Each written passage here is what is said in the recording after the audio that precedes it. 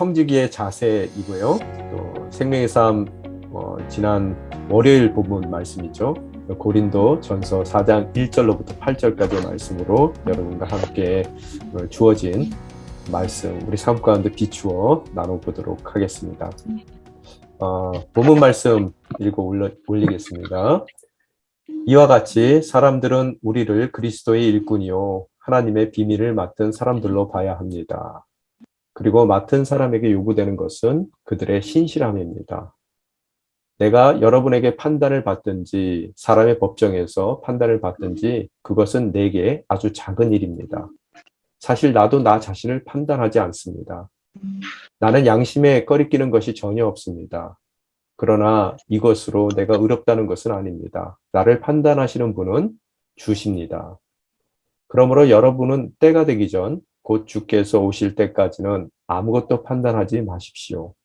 주께서는 어둠 속에 숨겨져 있는 것들을 밝히시고 마음의 동기를 드러내실 것입니다. 그때 하나님께서 각 사람을 칭찬하실 것입니다. 형제들이여, 나는 여러분을 위해 이것을 나 자신과 아볼로에게 적용해 설명했습니다. 이는 여러분이 우리를 통해 기록된 말씀에서 벗어나지 말라고 한 것을 배워 어느 한쪽을 편들고 다른 쪽을 대적하는 교만에 빠지지 않게 하려는 것입니다. 누가 당신을 구별합니까? 당신이 가진 것 가운데 받지 않은 것이 무엇입니까? 당신이 받은 것이라면 왜 그렇지 않은 것처럼 자랑합니까? 여러분은 이미 배가 불렀고 이미 부유해졌고 우리 없이 왕노릇했습니다. 나는 여러분이 정말 왕처럼 다스렸으면 좋겠습니다. 그래서 우리도 여러분과 함께 왕노릇할 수 있었으면 좋겠습니다. 아멘. 예. 오늘 본문 말씀, 지난 시간에 제가 영상은 여러분과 공유해드린 것 같은데요. 잠시 살펴보면 고린도가 지도에서 어디에 있죠? 지도 보이시나요? 바로 요곳에 있죠. 그리스 반도죠. 전체적으로 하면은요. 여기 지중해고요. 또 지금 현재 터키 지역이고요. 이쪽은요. 그래서 그리스 반도 밑쪽에 보게 되면은 펠레포네소스 반도라고 부르거든요. 그 반도의 입구에 위치한 도시가 고린도라는 도시입니다. 그래서 여러분 보면 이렇게 개미 허리같이 쏙 들어가 있죠? 그죠? 이 얘기는 뭐냐 하면요. 양쪽으로 항구라는 뜻이에요. 그래서 그 거리가 한쪽 항구에서, 그러니까 에게 쪽으로 항구에서 이 드리아해라고 써있죠. 드리아해 쪽 항구까지의 거리가 가장 그 좁은 곳은 5km 정도라 그래요. 그래서 이전에 배가 이 아시아 쪽에서 터키 쪽을 아시아라고 써있죠. 여기도요. 예전에는 이쪽 다 아시아라고 얘기했는데요. 아시아 쪽에서 에베소에서 출발했을 경우가 많죠. 그래서 그 배가 이 로마까지 가는데 가장 가까운 거리가 이 고린도를 통해서 건너가는 길입니다. 지금은 여기에 뭐라 그러나요? 수로가 뭐라 그러죠? 갑자기 생각이 안 나네요. 이 배들이 지나다닐 수 있게끔 해놓은 게 뭐라 그러죠? 채널이라고 얘기하는데요. 영어에서는. 하여간 여기에 이제 배들이 드락드락 거릴 수 있게끔 해놨는데요. 이 전까지만 하더라도 그 5km의 거리를 통나무들을 쭉 저희 바닥에다 깔고요. 배를 그 통나무 위로 옮겨서 가축들과 사람들이 끌고 반대쪽 항구로 옮겨갔대요. 그러면 그게 이제 가장 최단거리죠. 그래서 무역하는 그런 배들이 오고 가는 그런 길목에 있기 때문에 교통의 요충지고 또 상업이 굉장히 발달됐던 곳이라고 합니다. 고린도라는 곳이요. 그래서 이 에게 쪽을 갱그리아라고 얘기하고요. 고린도는 그 반대쪽에 있는 도시죠. 그래서 전체를 통틀어서 이제 고린도라고 얘기하는데요. 그리고 또 이 지역을 아가야 지역이라고 부르는데 이 아가야 지역의 행정 도시였고요. 그래서 수도이면서 교통과 상업의 가장 요충지였던 곳이 바로 고린도입니다. 그리고 그뿐만 아니라 제가 여기 기록해놨지만 에스테미안이라는 게임이 있습니다. 이게 당시에 고대 시대 때 올림픽 경기만큼 활발했던 그런 많은 사람들이 모였던 게임인데요. 그 올림픽 축제처럼요. 그래서 경년에 한 번씩, 1년에 한 번씩 이곳에 사람들이 모이게 되고요. 모인 사람들을 대상으로 큰 그런 관광업이 성행됐던 도시가 또 고린도 도시고요. 또 여러분 아마 성경 공부하신 분들은 많이 아실 거예요. 고린도에는 굉장히 유명한 신전이 있죠. 아프로디데 여신의 신전입니다. 풍요의 여신이죠. 그래서 그 여신이 있는 신전에서는 뭐 이야기 듣는 이야기로는 5천 명 이상의 그 프로스티튜트라고 얘기하는데요. 그 몸을 파는 사제들이 있습니다. 여성 사제들이 있어서 매춘이 공개적으로 이루어졌던 그런 신전이 거기에 있었고요. 그리고 아무래도 교통의 요충지이고 또 상업의 요충지이다 보니까 사람들이 굉장히 물질적이었던 것 같고요. 더 많은 물질을 얻게 해달라고 집집마다 우상들이 있었대요. 그래서 온 도시가 우상으로 가득 찼다라고 그럽니다. 제가 예전에 홍콩에 가니까 홍콩도 경제 도시인데 사람들이 그 경제적인 번영을 누리기 위해서 집집마다 가게마다 다 이렇게 우상들을 하나씩 만들어 놨더라고요. 거기다 향을 피우고요. 아마 그 비슷한 모습이 아닐까 생각되는데요. 가장 우상이 많았던 도시 중에 하나래요. 고대 시대에.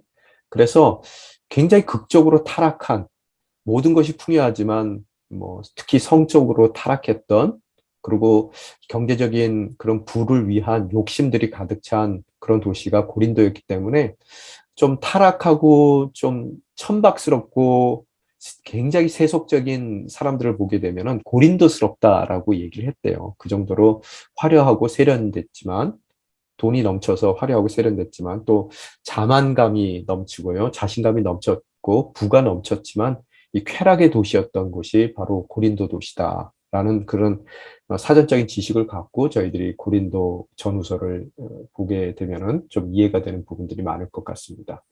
그래서 이 고린도 교회는 굉장히 문제가 많았어요. 여러 가지 문제가 많았어요. 특히 우리가 고린도 전서 후서를 통해서도 뭐 여러 가지 많은 문제들이 있지만 이제 그 문제들 중에서 가장 사도 바울이 먼저 언급했던 문제. 그래서 순서적으로도 가장 처음 문제, 그가 다루려고 그랬던 문제이지만 또 으뜸되는 문제 중에 하나가 바로 교회의 분열의 문제였던 것 같아요. 교회 분열의 문제. 근데 그 분열을 두 가지에서 지금까지 얘기하는 것 같습니다. 그 분열을 지혜라는 관점 가운데서 그 분열의 원인을 지혜에다 놓는 그런 지혜적인 관점 가운데서의 분열을 우리 3장까지, 2장, 3장에까지 그가 다뤘다면 오늘 읽으신 본문 말씀을 포함해서 3장서부터 4장까지의 말씀은 사람, 특히 리더십을 중심으로 해서 분열된 교회의 모습을 그가 책망하고 또 그 이유와 분열의 이유와 또 해결책을 그가 제시하는 것을 볼 수 있습니다. 그래서 가장 큰 문제는 사도 바울이 다루고자 했던 문제는 분열의 문제였고요, 교회에. 그 분열의 문제의 첫 번째 이유는 지혜를 중심으로 해서 분열됐어요. 그래서 초반에 이 고린도전서 초반에 보면은 계속해서 사도 바울이 언급한 것이 세상의 지혜와 하나님의 지혜를 비교했거든요. 그죠? 그 비교하면서 하나님의 비밀이라는 단어를 그가 많이 씁니다. 그 미스테리온이라는 히라보에서 그리스어에서 나왔는데 미스테리라는 단어가 거기서 나오죠. 또한 사도 바울이 그 미스테리라는 단어와 동시에 쓰는 것이 스칸달리온이라는 단어를 쓰는데요. 스캔들이라는 말이 스칸달리온이라는 이 히라보에서 나오게 되는데요. 이 복음 자체가 하나님의 비밀스러운 일이에요. 하나님의 비밀이에요. 그것은 세상의 지혜로는, 당시의 세상의 지혜로는 알 수 없다는 거예요. 왜? 세상의 눈으로 봤을 때 복음이라는 거, 예수 그리스도가 하나님이신데 그 하나님께서 이 땅 가운데 육신의 몸, 당시에 그리스 사람들은 육신을 굉장히 천박하게 생각했습니다. 그죠? 정신이 중요했어요. 스피릿이 중요했거든요. 그래서 굉장히 육신을 천박하게 생각하는 그 문화권 가운데서 하나님이 인간의 육신을 입고 천박한 모습으로 우리 가운데 왔다는 것 자체가 스캔달이에요.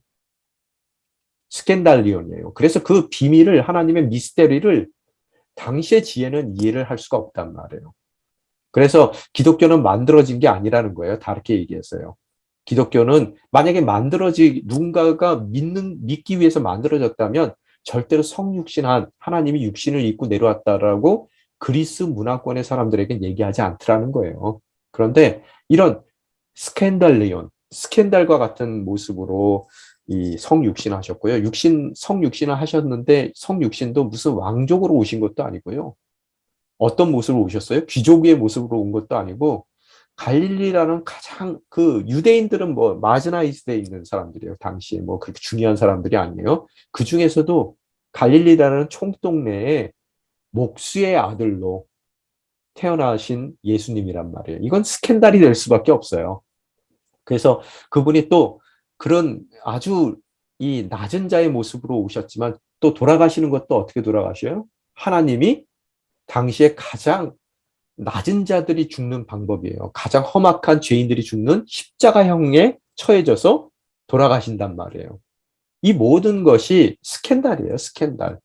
그리고 이 스캔들은 당시의 세상적인 지혜로는 감히 깨달을 수 없는, 눈을 떠도 바라볼 수 없고 귀가 열려도 들을 수 없는 그런 그 세상의 마음으로 이해할 수 없는 하나님의 미스테리온, 미스테리라는 거예요. 하나님의 지혜를 가진 사람만이 그 비밀을 알 수 있기 때문에 오늘 하나님의 지혜, 거듭난 지혜를 갖지 않고 아직까지도 예수를 믿는다 해서 교회의 일원이 됐지만 세상적인 지혜, 특히 이 고린도는 굉장히 자부심이 컸던 데고 자기 자랑이 넘치던 곳이에요.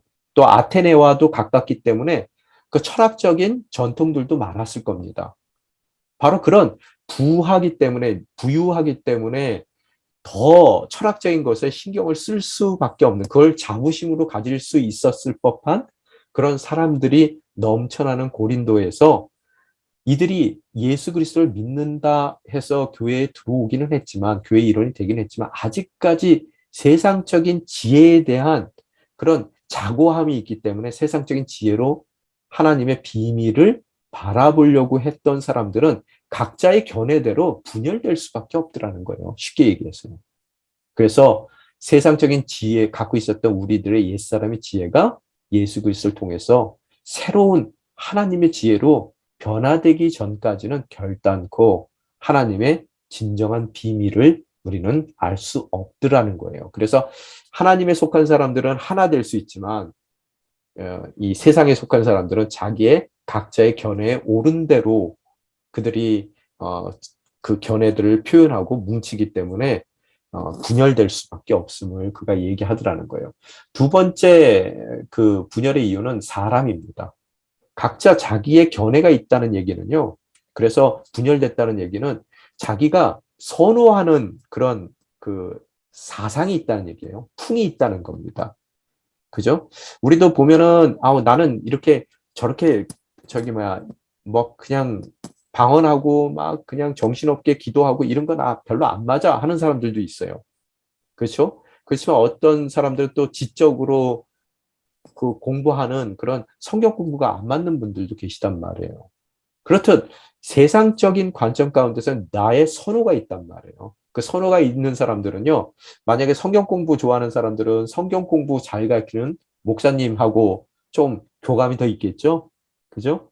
그리고 만약의 경우 내가 뭔가 성령의 체험에 대해서 내가 굉장히 좋은 그런 내가 더 선호가 높다 그러면은, 기도 열심히 하고 세게 뭔가 감동을 줄 수 있는, 영적인 감동을 줄 수 있는 목사님께 내가 더 나의 선호도가 높아질 수밖에 없더라는 거예요. 그런 식으로 사람에 대해서요, 이 세상적인 지혜 가운데 아직까지 진정한 본어기인을 하지 않은 하나님의 아직 그 비밀을 온전히 깨닫지 못했다면요. 그래서 옛사람이 아직까지 꿈틀대는 입장이라면 사람에 따라 또 분열될 수 있다는 거예요. 내가 선호하는 리더십이에요. 그래서 오늘 읽으신 본문 가운데서도 그리스도의 일꾼이라는 단어가 나오고요. 이것은 본어게인 한 사람들에 대한 얘기죠. 또 뒤에 맨 마지막 부분에 보면은 왕 노릇하는 자라는 얘기가 나와요. 왕이 누굽니까? 모든 것을 소유한 자죠. 그래서 옛사람에게 속한 사람들이죠. 바로 그런 두 부류의 하나님의 지혜를 가진 자와 세상의 지혜를 가진 자들의 삶의 결과, 하나는 하나됨이고 또 세상적인 지혜는 분열이라는 것과 같이 아직까지 사람 중심으로 봤을 때 왕노릇하는 자들은 아직 옛사람이 꿈틀대기에 분열할 수밖에 없는 교회의 그런 문제의 소지를 갖고 있지만 그리스도의 일꾼이라면 그 사람은 본어게인한 새로운 인생을 사는 사람이기 때문에 어떠한 상황 가운데서도 하나 될 수 있다는 것을 사도 바울은 지혜와 사람을 통해서 교회의 분열의 문제를 바라보고 있더라는 거예요. 자, 오늘 본문에 보게 되면 그래서 이 사람 중심으로, 그러니까 진정한 리더십이 뭔지, 또 진정한 거듭난 성도, 그리스도인은 무엇인지 바로 하나님의 지혜 가운데서 바라본 그런 미스테리, 하나님께서 보여주신 그 미스테리를 깨달은 그런 관점으로 바라봤을 때 무엇인지를 설명하고자 했더라는 거예요. 오늘 읽으신 본문은요. 그래서 첫 번째 세 가지 정도가 중요한데 그 하나님의 관점 가운데 하나님의 지혜로 바라본 성도와 그 교회의 리더십에 대해서 첫 번째 그는 1절을 통해서 정체성에 대해서 얘기하고 있어요. 아이덴티티에 대해서요. 두 번째, 그런 정체성을 가진 사람들에게 요구되는 바가 뭔지, 하나님께서 요구하시는 바가 뭔지, 그 requirement가 2절에 표현이 됐고요. 또 4절에서 6절에 보게 되면은 그런 정체성을 가진 자들이 어떠한 삶의 태도를 가져야 되는지, 그 삶의 태도, attitude에 대한 이야기를 오늘 본문을 통해서 우리에게 전해주고 있습니다. 너무 드라이하는가요? 제가?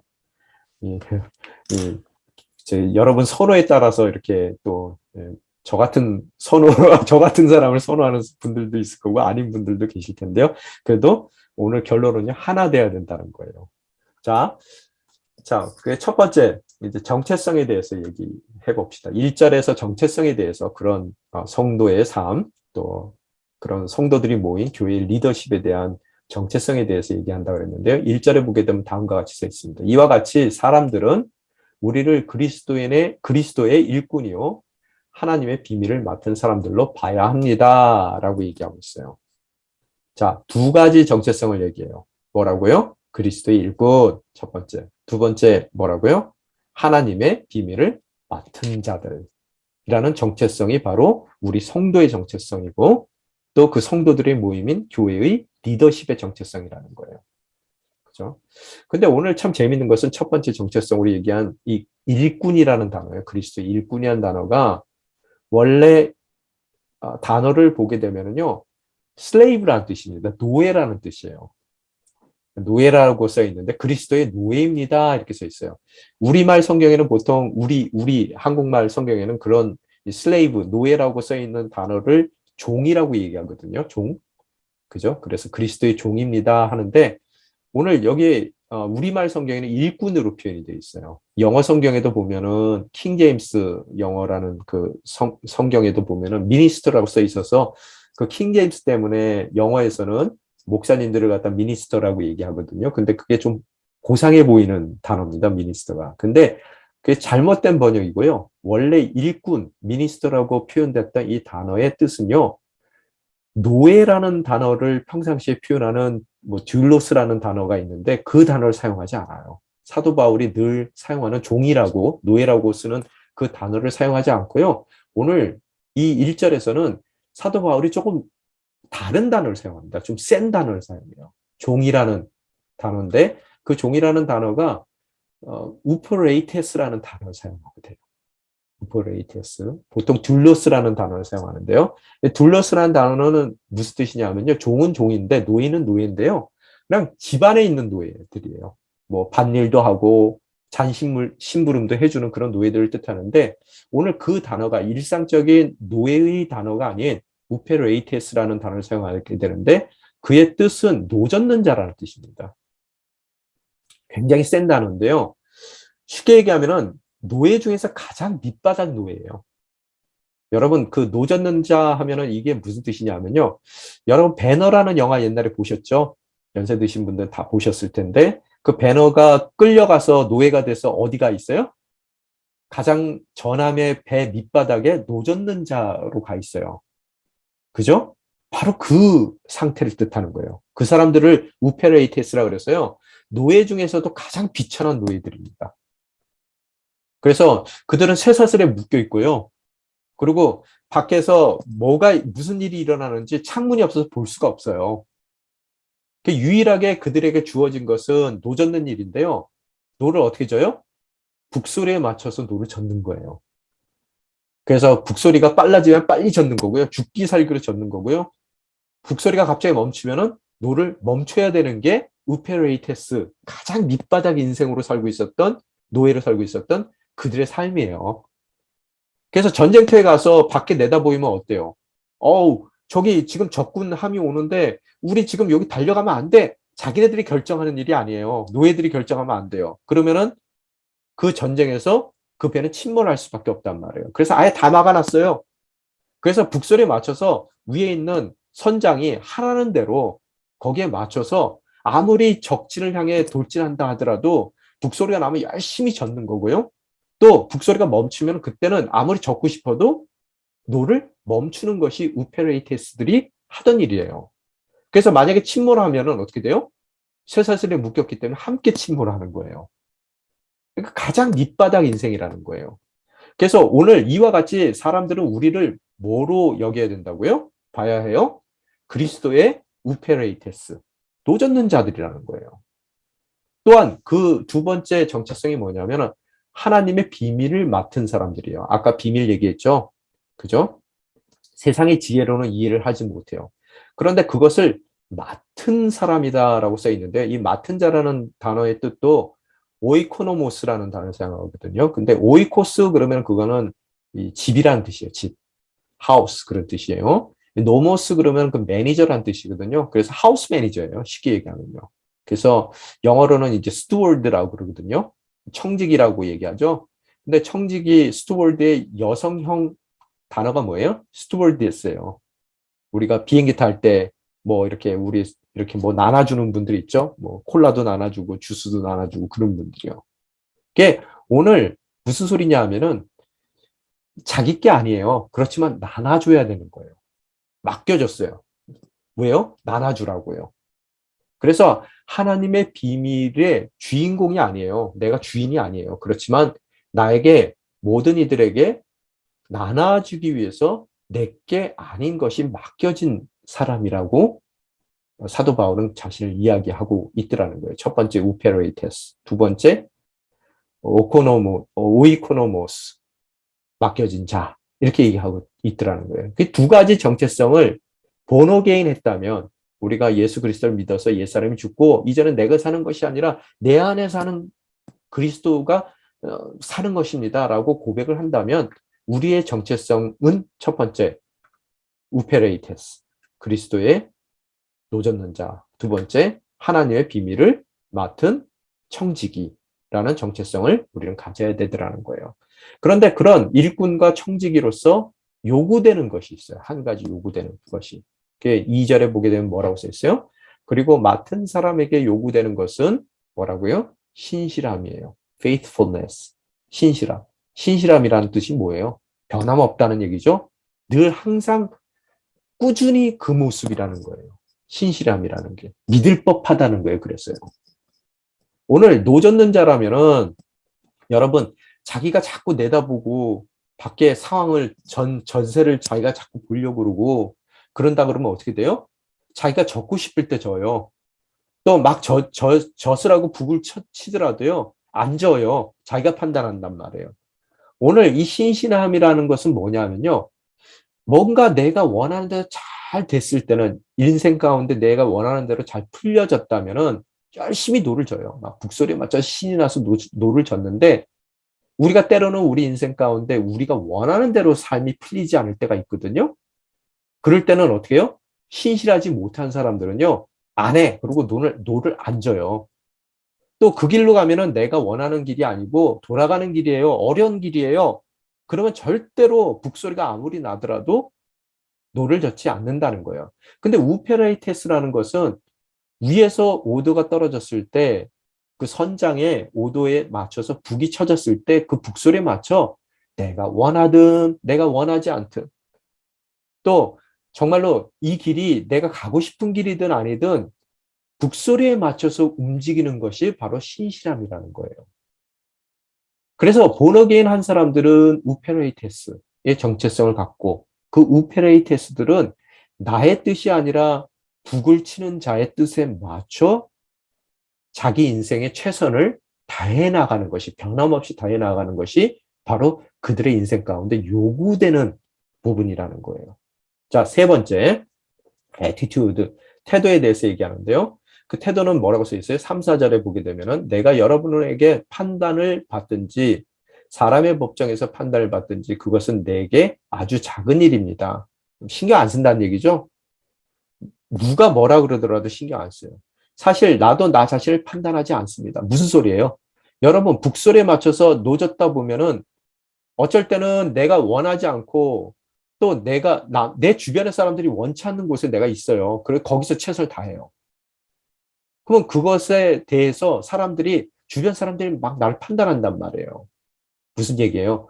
때로는 하나님께서 우리를 성공의 자리에 허락해 주시기도 하지만 또 때로는 아무리 예수를 잘 믿고 본어게인을 했어요. 그런데도 불구하고 내 삶이 세상적인 판단 가운데서 세상적인 기준 가운데서 어려운 자리에 세워질 수도 있어요. 기껏 열심히 최선을 다하고 신실한 삶을 살았는데도 불구하고 사업이 망했어요. 그죠? 그러면은 망한 그 사람을 보고 뭐라 그래요? 아유, 교회 열심히 다닌다 하더니 헛다녔구만. 이렇게 할 거 아니에요. 그죠? 또 열심히 교회를 다녔는데 때로는 하나님께서 나를 병원에 입원시키세요. 병이 걸렸단 말이에요. 그럴 때 사람들이 혀를 차요. 사도 바울은 열심히 복음을 전했는데 감옥에 갇혀요. 매를 맞습니다. 이리저리 끌려다니고요. 어려움을 겪어요. 그럴 때마다 사람들이 뭐라 그래요? 사도 맞아? 사도가 하나님의 부르심을 이룬다면, 예수님의 부르심을 이룬다면은 예수님이 왜 저 사람을 맨날 감옥에 갇히고 매 맞고 정말 저렇게 어려운 상황 가운데 내몰까? 여러분, 그건 우리의 일이 아니에요. 그냥 북소리 나면 우리 노젓는 거예요. 그죠? 그랬을 때 우리가 원했던 자리가 아닌 세상적인 판단 가운데서, 세상적인 지혜 가운데서 도무지 이해가 안 되는 그 자리 가운데 서 있었을 때 사람들이 조롱하고 손가락질했을 때 그 판단을 나는 아주 작은 일로 여긴다는 거예요. 신경 안 쓰겠다는 얘기예요. 그죠? 또 나 자신도 판단하지 않는데요. 그 일에 대해서요. 지금 내가 판단할 일이 아니에요. 누가 판단을 할 일이에요? 북을 치는 사람이 판단할 일이라는 거예요. 그래서 나는 양심에 꺼리는 것이 전혀 없습니다. 아, 내가 잘 믿고 있는 건가? 병원에 입원할 때 우리 그 생각하죠. 직장에서 잘린단 말이에요. 그럴 때 우리가 그 생각을 해요. 내가 지금 잘 믿고 있는 건가? 하나님이 날 버리신 건 아닌가? 여러분, 북소리에 신실했다면 우페레이테스는요. 누가 나를 판단하고 내가 나를 판단하지도 않더라는 거예요. 그것은 너무나 작은 일이라는 거예요. 그러나 이것을 내가 의롭다는 것은 아닙니다. 그렇다고 해서 내가 잘나서 그런 건 아니에요. 우페레이테스가 북설에 맞춰서 노를 젓는 것은 너무나 당연한 일이에요. 그죠? 그렇지만 뭐라고요? 결국 그가 얘기하는 것은 나를 판단하는 분은 주님이십니다. 여러분, 만약에 누군가의 판단에 의해서 움직이고 또 스스로 나를 판단한다면 예수 그리스도는요, 낮은 자의 모습으로 오시지도 않았고요. 또 낮은 자의 모습으로 오셔서도요, 또 그 십자가의 가장 흉악한 십자가에 돌아가실 일도 없어요. 왜? 세상적인 판단 눈치 본다면은요, 또 나 스스로, 야, 내가 하나님의 아들이고 내가 이렇듯 순종해서 성육신까지 했는데 밑바닥까지 내려왔는데 내가 십자가에 달려 죽어야 된다고? 말도 안 된다. 만약에 그렇게 판단했다면 그 어떤 누구도 하나님이 원하시는 구원의 대상이 될 수 없더라는 거예요. 나를 판단하는 분은 누구세요? 바로 내 인생 가운데 허락된 북소리의 주인공이에요. 그분이 판단해 주신다는 거예요. 그죠? 그래서 내 인생에 다른 이들의 판단, 나 자신에 대한 판단 안 하겠다는 거예요. 또 더 나아가서 나도 누군가를 판단하지 않는다는 거예요. 그게 바로 그리스도의 일꾼이라는 거예요. 그 삶의 태도라는 거예요. 그죠? 쉽게 누군가를 판단하지 않는다는 거예요. 그리고 양심이 꺼리끼는 것이 없는 거고요. 이런 사람들은요. 또 의롭다라고 생각하지 않아요. 내가 의로운 거야. 그리고 교만에 빠지지 않고 겸손하다는 거예요. 왜? 모든 것이 주님의 판단에 가 있기 때문이에요. 나중에 주님의 때가 됐을 때 주님께서 내가 얼마나 북소리에 열심히 노를 젓는가는 주님께서 판단해 주실 일이라는 거예요. 바로 이것이 오늘 사도 바울이 생각하는 성도의 정체성이고 더 나아가서 그 성도들의 모임인 그 모든 성도들에게 믿음의 본을 보여줘야 될 바로 사도로서, 리더로서의 정체성이 바로 우페레이테스, 또 오이코노모스, 또 그들에게 요구되는 것은 신실함, 또 그들의 삶의 태도는 그 어떤 누구의 판단도 나 스스로도 나 자신을 판단하지 않고 오로지 북소르의 주인공이신 하나님께서 나를 판단하실 것이라는 것을 갖는 삶의 태도. 그렇기 때문에 내가 때로는 아픈 자리에 내몰린다 하더라도, 실패의 자리 가운데 내몰린다 하더라도, 그죠? 내가 그 주변의 판단으로, 또 나의 판단으로 스스로 무너지는 일은 없더라는 것을 그가 이야기하고 있더라는 겁니다. 자, 그러고 나서 오늘 분열의 문제는 뭐냐면요.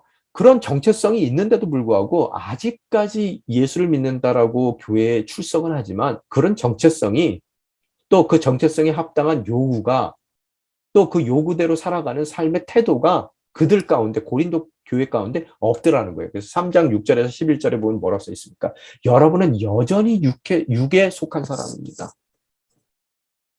여러분 가운데 시기와 다툼이 있으니 여러분이 육에 속한 사람이 아니며 사람의 악한 본성을 따라 행하는 사람이 아닙니까? 본어게인 하지를 못했다는 거야, 아직까지. 그러면서 4절에 뭐라고요? 여러분 가운데 어떤 사람은 나는 바울파다. 이게 분열되는 거예요. 어떤 사람은 나는 아볼로파다라고 한다면 여러분은 육에 속한 사람이 아닙니까? 하나님의 비밀을 몰라요. 그 사람들에겐 스캔들이에요. 이 모든 것이. 그러면 아볼로는 무엇이고 바울은 무엇입니까? 진정한 이제 정체성이 뭔지를 얘기해 주고 있어요. 여러분을 믿게 한 사역자들일 뿐입니다. 그들은 주께서 각각 맡겨주신 대로 일할 뿐입니다. 그냥 우페레이테스예요. 북에 맞춰서 노조라 하니까 노졌을 뿐이라는 거예요. 나는 심는 일 가운데 노를 젓고 아볼로는 물을 주었으나 자라게 하시는 분은 그 모든 결과는 누구의 몫이라고요? 하나님의 몫이라는 거예요.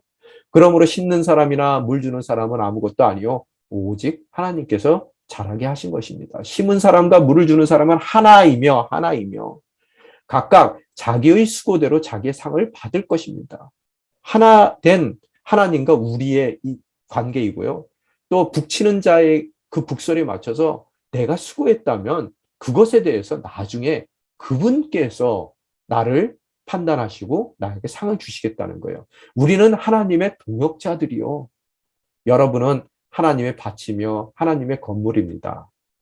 내게 주신 하나님의 은혜를 따라 내가 지혜로운 건축가처럼 기초를 닦으며 다른 사람이 그 위에 건물을 세웁니다. 그러나 각각 그 위에 어떻게 세울 것인지 신중을 기해야 합니다. 11절 말씀이 제일 중요한데요. 아무도 이미 닦은 기초 외에 다른 어떤 기초도 놓을 수 없습니다. 그 기초는 곧 예수 그리스도이십니다. 한 기초 위에 예수 그리스도라는 기초 위에 불러주신 다른 그런 화음에 따라 북소리에 따라 한 분 주님께서 허락하신 그 북소리에 맞춰 나의 삶 가운데서의 신실함으로 최선을 다해 나아간 것이 바로 아볼로요, 또 바로 사도 바울 그 자신임을 그가 고백하고 있더라는 거예요. 그런데 그런 그들의 모습과는 달리 이 아직까지 육신에 속했기 때문에 하나님의 비밀, 그 복음이 그들에겐 스캔들이었고요. 이해하지도 못했고요. 그 이해하지 못한 상태 가운데서 자신의 정체성을 알지 못하니 그렇듯 하나된 리더십 밑에 있었으면서도 불구하고 그들은 분열될 수밖에 없었던 육에 속한 사람들이었다는 것을 사도 바울은 밝히고 있더라는 겁니다. 자, 자신들의 정체성은 뭐였다고요? 지금 방금 말씀드린 대로 사도 바울과 아볼로, 모든 리더십의 정체성은 그리스도라는 기초 위에 함께 건축해 나아가는 하나님의 동역자들이라는 거예요. 하나님의 북소리에 맞춰서 움직이는 그런 하나님의 우페레이테스라는 것을 그가 이야기하고 있더라는 거예요. 그래서 6절에 보면은 뭐라고 그들을 책망하고 있어요? 형제들이여, 나는 여러분을 위해 이것을 나 자신과 아볼로에게 적용해 설명했습니다.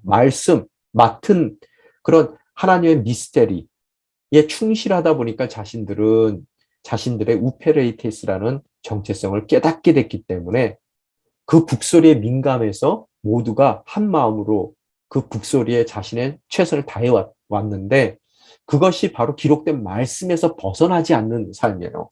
그런데 이들은 벗어났어요. 이 고린도 교인들은요. 이해를 못해요. 눈을 떴어도 말씀을 이해 못하고요. 귀가 열렸는데도 선포되는 말씀을 그 마음 가운데 담을 수가 없는 거예요. 왜? 미스테리니까요. 이 본어게인 하지 않고서는 하나님의 지혜가 아니고서는 도저히 알아들을 수가 없는 거예요.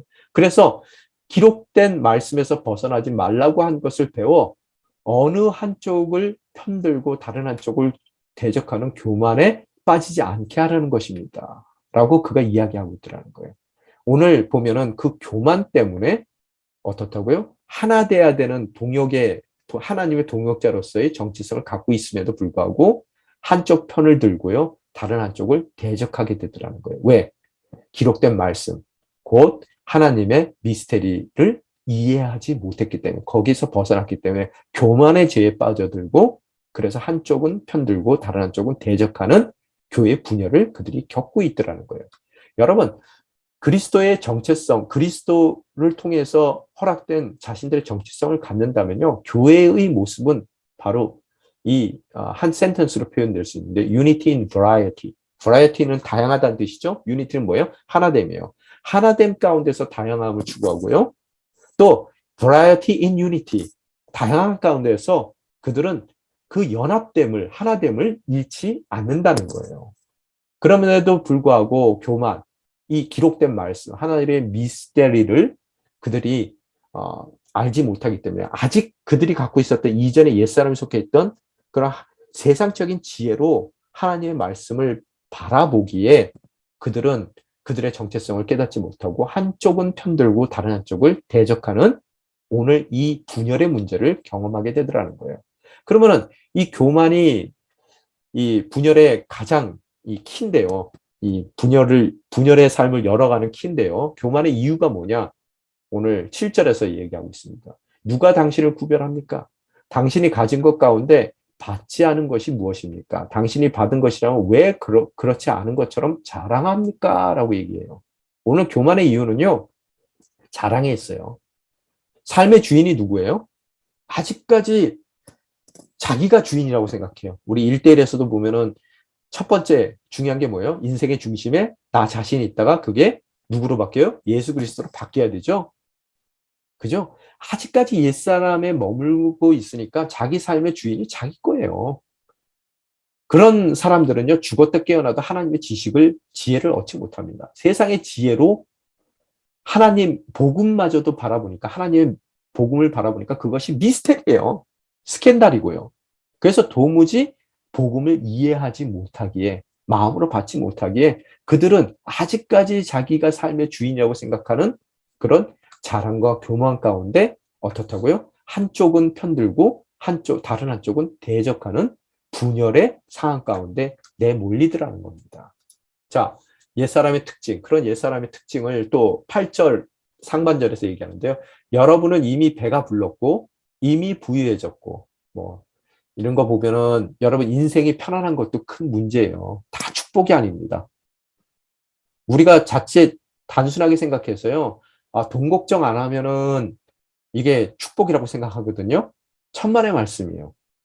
여러분, 돈이 때로는 우리 인생 가운데 하나님이 내릴 수 있는 가장 큰 저주입니다. 목회를 하다 보면요. 돈 없었으면 참 좋을 뻔했는데 돈이 너무 많아서 큰 문제인 사람들이 많아요. 여러분, 건강하지 않으면은 딱 좋을 뻔했는데 너무 건강해서 문제가 많아요. 제가 목회하다 보면은 우리 정말로 이제 모든 삶의 넉넉함을 가진 권사님들 때로는 말씀하시는 분들 계세요. 남편은 교회 잘 안 다니시는 분들이요.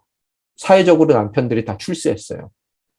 그러면 다 좋을 것 같죠. 좋은 차 타고 다니고 좋은 옷 입고 돈 걱정 안 하고 뭐 자녀들 해주고 싶은 거 다 해주고 얼마나 좋을 것 같아요. 그런데 그분들 속에 담고 있는 많은 문제들이 있어요. 특히 남편의 문제가 있어요. 성공했어요. 남편들이. 죄송해요. 이거 일반화시키는 건 아니에요. 그리고 성공하고요. 시간 많고요. 돈 많아요. 건강해요. 그 남편들이 예수 안 믿으면 어떻게 될 것 같으세요? 네, 돈 많고요. 시간 많고요. 너무 건강해요. 뭐 일어날지 아시겠죠? 그러면은 속을 타는 거예요. 여러분, 그래서 그걸 보면서 그 허락된 건강과 허락된 재정을 관리할 수 있는 능력이 없는 상태에서 그 모든 것이 너무나 엄청나게 주어졌을 때 그것은 저주입니다. 축복이 아니에요. 오늘 이 고린도도 너무나 많은 것이 주어진 곳이에요. 풍요의 도시입니다. 오늘 이미 배가 불렀고요. 이미 부유해요. 그래서 우리 없이 왕노릇하고 있대요. 주권이 자기에게 있잖아요. 여러분 아쉬울 게 없는 상황. 그렇기 때문에 모든 자신들이 소유하고 있는 것의 주인이라고 생각하는 착각. 그 착각 가운데서 나오는 자랑. 또 그 자랑 가운데서 느끼게 되는 교만. 그 교만 가운데서 우리는 스스로 자신을 판단하기도 하고요. 잘못 판단하기도 하고 더 나아가서 주변 사람들을 또 판단하더라는 거예요. 이 교만과 또 판단 가운데서 우리는 한쪽 편을 들고 다른 쪽은 대적해버리는 교회 가운데서도요. 그런 분열의 결과를 나타나는 거예요. 왜요? 옛사람이기 때문에. 아직까지 복음을 미스테리로 바라보는 거예요. 그래서 제가 carnality of Corinthian Church 이렇게 썼어요. carnality 하면은 그거는 육신적인, 세상적인이라는 뜻인데요. 그게 3장 2절에서 4절에 그 모습이 전적으로 드러납니다. 뭐라고 써 있습니까? 나는 여러분에게 젖으로 먹이고 단단한 음식으로 먹이지 않습니다. 오늘 예수를 믿긴 믿어요. 그런데 그들이 뭐라고요? 젖먹이라는 거예요. 아직까지. 그죠? 여러분이 감당할 수 없기 때문에 젖을 먹였다는 거예요. 왜? 믿자마자 처음서부터 옛사람이 다 죽어서 겸손한 그런 우페레이테스가 될 수 있지는 않아요. 그게 그 사람의 성화의 과정이 필요하단 말이에요. 그렇기 때문에 여러분이 감당할 수 없기 때문에 이해한다는 거예요. 지금 분열도요. 그런데 여러분은 지금도 여전히 감당할 수 없다는 거예요. 이전에 감당하지 못하는 것은 맞아요. 왜? 젖먹이기 때문에 감당 못하지만 지금도 감당 못한다? 이건 문제라는 거예요. 예수를 지금 10년을 믿었고 즉 평생을 예수를 믿었는데 아직까지도 우페레이테스에 대한 그런 자기 정체성이 없다면 그건 문제라는 거예요. 여러분은 여전히 육계에 속한 사람입니다. 여러분 가운데 시기와 다툼이 있으니 여러분이 육에 속한 사람이 아니면 사람의 악한 본성을 따라 행하는 사람이 아니니까. 여러분 가운데 죄송해요. 타이보들이 막 나오는데 어떤 사람은 나는 바울파다. 어떤 사람은 나는 아볼로파다라고 한다면 여러분은 육에 속한 사람들이 아닙니까? 한탄하는 거예요. 젖먹일 때는 이해가 되지만 이제는 그러면 안 되잖아요. 그죠? 우리에게 주시는 말씀이에요.